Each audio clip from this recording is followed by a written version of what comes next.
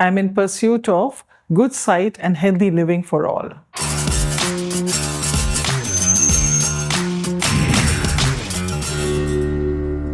Hello and welcome to In Pursuit Of. I hope you have been watching regularly and have subscribed to the channel.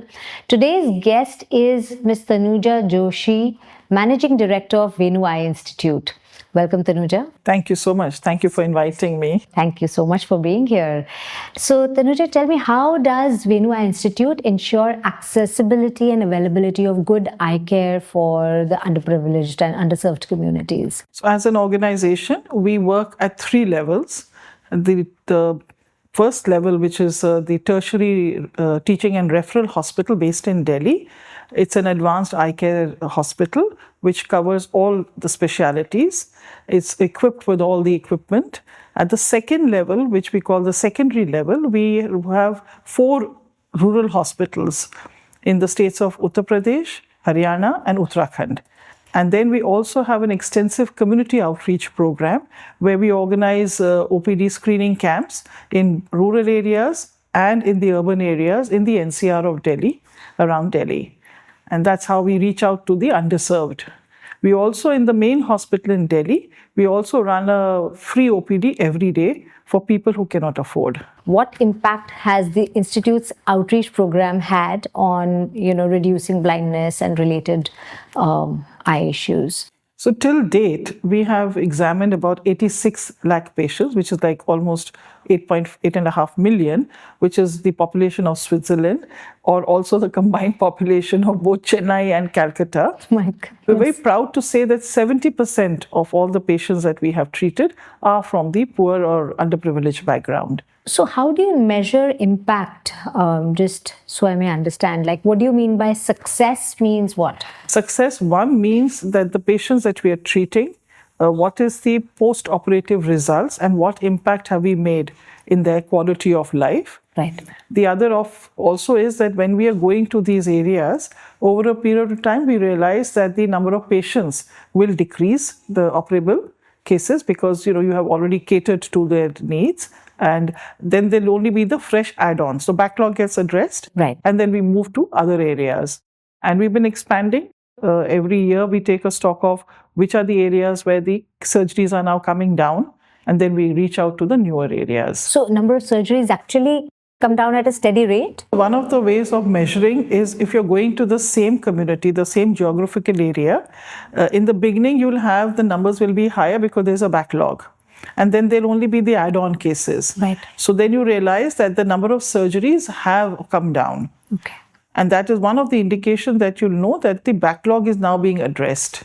Wow, very nice. And is this rate pretty fast at some point? It depends on the areas that you're going to and what kind of population is there. Is there more aged people living in that area?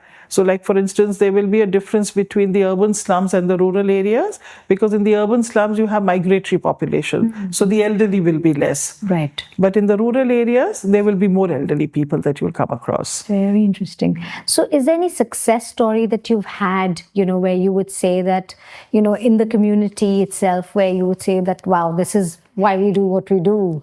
So I'd like to share 2 stories, and they will show you the two ends of two spectrum. Mm. So we did this camp in Rajasthan, to be exact, in the district of Savai Madhopur. Mm. And we didn't know, of course, when we operate on this lady who was in her 30s, which is unusual, that she actually saw her children aged about 10 and 8 for the first time in her life. Goodness. And the second was an urban story where we had a retired gentleman who was in his early 70s. And when we operated, normally, the thing is that the patient comes very happy that, I can see, I can do my things again. But actually, the family was thanking us because they also had been relieved as caregivers. So they also became independent. So those are very interesting. And that's when you realize, what you're doing, this is the impact that you're making, not just to one person, not just to the patient, but to a whole family and sometimes the whole community. Wow. Really the joy of sight. Absolutely, is something else. Absolutely. Amazing. We take it for granted. We do take it for granted. That's true. So how did COVID-19 impact your work, whether it was in the urban space or in the rural communities? I think the impact was far more in the rural communities because of government guidelines. We had to shut down completely. But in the urban setup, we kept our services on. Of course, the number of patients fell. Fortunately, eye care is to a large extent elective. Right. So patients, people can postpone. But the other challenge was also that a lot of people were suddenly living alone with no help. So if they had cataract or diminished vision, it actually impacted. So that was a challenge, but we took all the precautions and reached out to those patients and helped. But the impact definitely came because the revenue fell and funding almost stopped because all the donations that were coming all stopped. So that was definitely a huge challenge. But fortunately also we keep our costs very low. So we were able to tide over that period. Please share some, some strengths that are unique to Venu Eye Institute and some challenges also that are unique to Venu Eye Institute. What would those be? I think our biggest strength is our people. When I look around, most of our staff has an average lifespan with us, has been with us for over 8 to 10 years, which is a bit unheard of these days.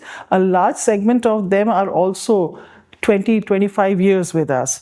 Really? And some of them, they come from a pretty long distance. And especially, in the OT and in the wards, and they have to be there at 6 in the morning. Come hail, come storm, winter, fog, they'll be there. And there are days when if it's they know there's going to be foggy or very heavy rains, they won't go back home because they don't want to be late on the duty next day. And I wonder, and then they say that, it's the vision and the mission, the values that the organization stands for. The founder has laid a very strong foundation, and God's grace, it's still alive. And that's one of our biggest strengths. Challenge, I would say that, over a period of time, donations have come down. So whatever we earn from our paying patients, whatever we save, we use for giving free services because that is our main, goal, to reach out to the poor. So funding is a huge problem, and our challenge then comes in capital expenses. So that I would say is a unique challenge for us. So amidst all these challenges, which direction is Venu Eye Institute heading into? The foundation, which is eye care, will continue, which is what we stand on.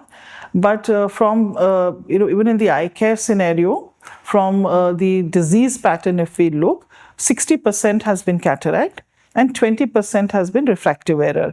Both are curable. You can't stop cataract from happening. Similarly, you can't stop refractive errors from happening, but there is a cure for it. But now with the longevity of life increasing and lifestyle diseases becoming a huge challenge for everyone, it's impacting the eye care.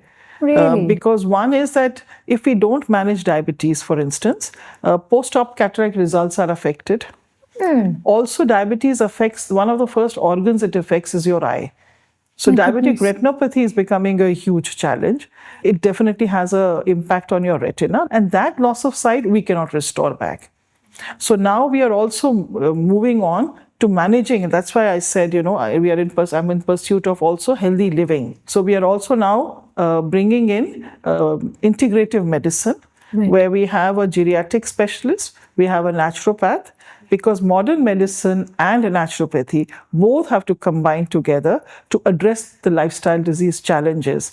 Because one focuses a lot on the symptoms and the treatment, the other is working on the root cause. Absolutely. So we are bringing these two, and that I think is the add-on service that we're going to be now adding. Lovely.